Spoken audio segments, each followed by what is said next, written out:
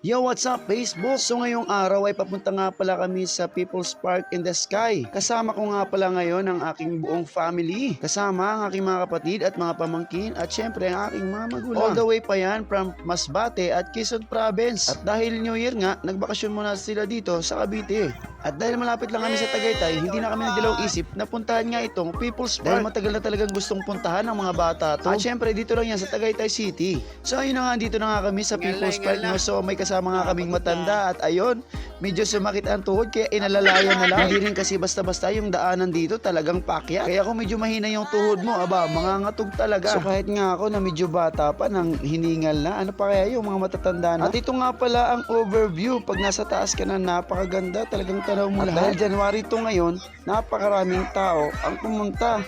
So talagang siksikan. Pero okay lang yan, mahalaga may enjoy mo pa rin naman kahit maraming tao. At bukod nga sa tanawin, no,